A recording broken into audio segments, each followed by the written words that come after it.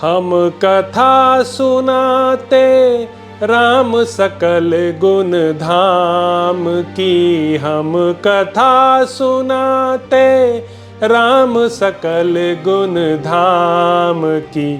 ये रामायण है पुण्य कथा श्री राम की। ये रामायण है पुण्य कथा श्री राम की। जम्बूदीपे भरत खंडे आर्यावर्ते भारतवर्षे एक नगरी है विख्यात अयोध्या नाम की। यह जन्म भूमि है परम पूज्य श्री राम की। यह जन्म भूमि है परम पूज्य श्री राम की।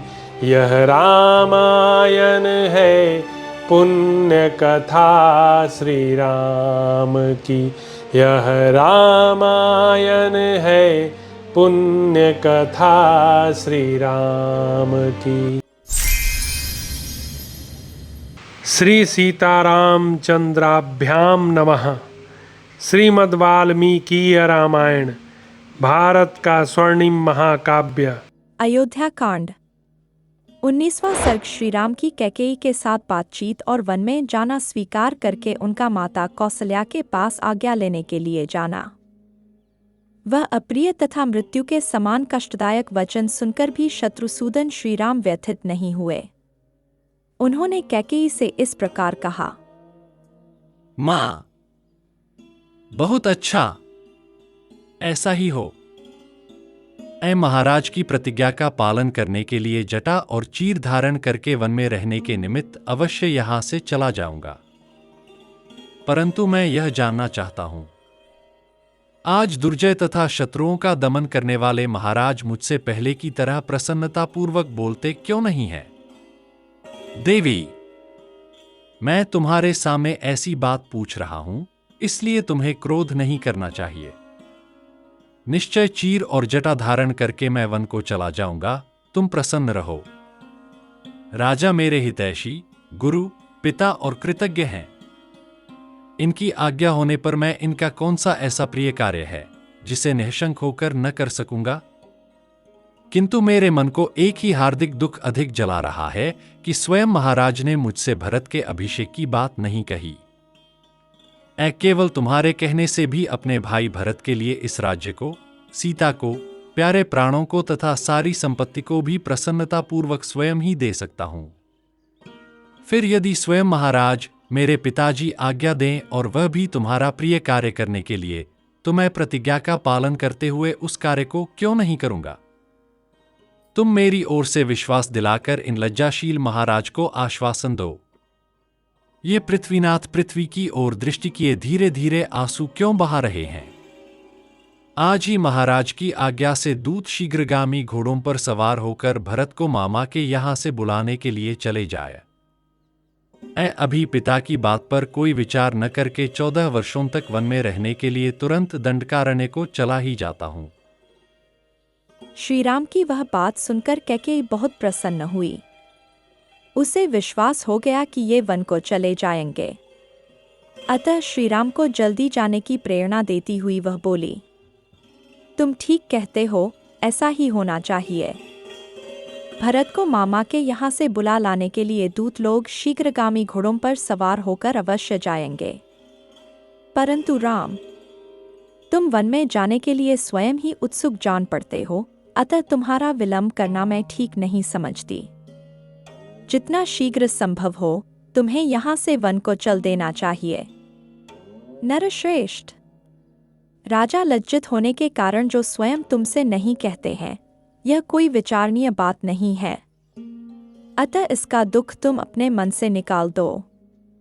श्री राम, तुम जब तक अत्यंत उतावली के साथ इस नगर से वन को नहीं चले जाते, तब तक तुम्हारे पिता स्नान अथवा भोजन नहीं करेंगे। कैकेयी की यह बात सुनकर शोक में डूबे हुए राजा दशरथ लंबी सांस खींचकर बोले, धिक्कार है। हाय, बड़ा कष्ट हुआ। इतना कहकर वे मूर्छित हो उस सुवर्ण भूषित पलंग पर गिर पड़े। उस समय श्रीराम ने राजा को उठाकर बैठा दिया और कैकेयी से प्रेरित हो कोड़े की चोट खाए हुए घोड़े की भांति वे शीघ्रतापूर्वक वन को जाने के लिए उतावले हो उठे।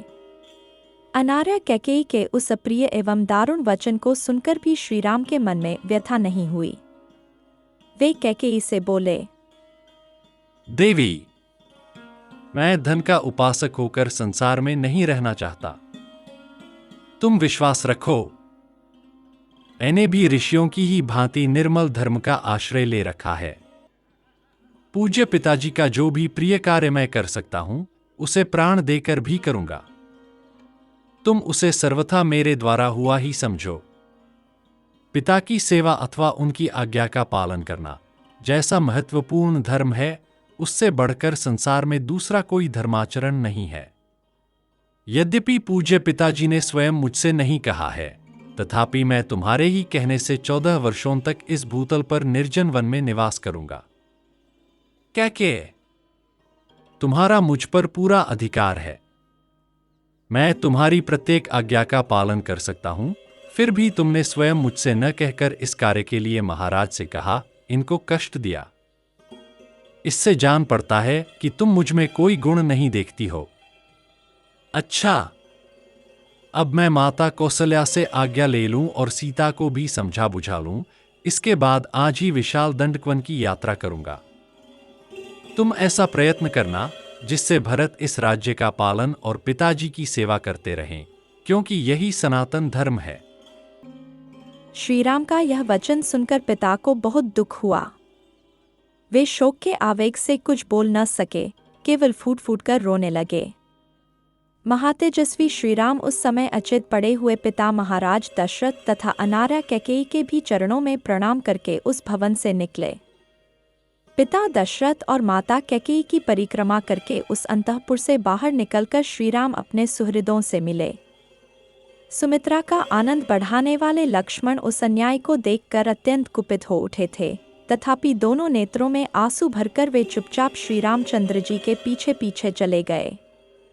श्री रामचंद्र जी के मन में अब वन जाने की आकांक्षा का उदय हो गया था, अतः अभिषेक के लिए एकत्र की हुई सामग्रियों की प्रदक्षिणा करते हुए वे धीरे धीरे आगे बढ़ गए। उनकी ओर उन्होंने दृष्टिपात नहीं किया। श्रीराम अविनाशी कांति से युक्त थे, इसलिए उस समय राज्य का न मिलना उन लोक कमनीय श्रीराम की महती शोभा में कोई अंतर न डाल सका, जैसे चंद्रमा का क्षीण होना उसकी सहज शोभा का अपकर्ष नहीं कर पाता है। वे वन में जाने को उत्सुक थे और सारी पृथ्वी का राज्य छोड़ रहे थे, फिर भी उनके चित्त में सर्वलोकातीत जीवन मुक्त महात्मा की भांति कोई विकार नहीं देखा गया। श्रीराम ने अपने ऊपर सुंदर छत्र लगाने की मनाही कर दी। डुलाए जाने वाले सुसज्जित चवर भी रोक दिए। वे रथ को लौटाकर स्वजनों तथा पूर्वासी मनुष्यों को भी विदा करके आत्मीय जनों के दुख से होने वाले दुख को मन में ही दबाकर इंद्रियों को काबू में करके यह अप्रिय समाचार सुनाने के लिए माता कौशल्या के महल में गए। उस समय उन्होंने मन को पूर्णतः वश में कर रखा था। जो शोभाशाली मनुष्य सदा सत्यवादी श्रीमान राम के निकट रहा करते थे, उन्होंने भी उनके मुख पर कोई विकार नहीं देखा। मन को वश में रखने वाले महाबाहु श्रीराम ने अपनी स्वाभाविक प्रसन्नता उसी तरह नहीं छोड़ी थी, जैसे शरदकाल का उद्दीप्त किरणों वाला चंद्रमा अपने सहज तेज का परित्याग नहीं करता है। महायशस्वी धर्मात्मा श्रीराम मधुर वाणी से सब लोगों का सम्मान करते हुए अपनी माता के समीप गए। उस समय गुणों में श्रीराम की ही समानता करने वाले महापराक्रमी भ्राता सुमित्रा कुमार लक्ष्मण भी अपने मानसिक दुख को मन में ही धारण किए हुए श्रीराम के पीछे पीछे गए। अत्यंत आनंद से भरे हुए उस भवन में प्रवेश करके लौकिक दृष्टि से अपने अभीष्ट अर्थ का विनाश हुआ देखकर भी हितैषी सुहृदों के प्राणों पर संकट आ जाने की आशंका से श्रीराम ने यहाँ अपने मुख पर कोई विकार नहीं प्रकट होने दिया। इस प्रकार श्री वाल्मीकि निर्मित आर्ष रामायण आदि काव्य के अयोध्याकांड में 19वां सर्ग पूरा हुआ। हम कथा सुनाते राम सकल गुण धाम की, हम कथा सुनाते राम सकल गुण धाम की। ये रामायण है पुण्य कथा श्री राम की। ये रामायण है पुण्य कथा श्री राम की। जम्बूदीपे भरत खंडे आर्यावर्ते भारतवर्षे एक नगरी है विख्यात अयोध्या नाम की।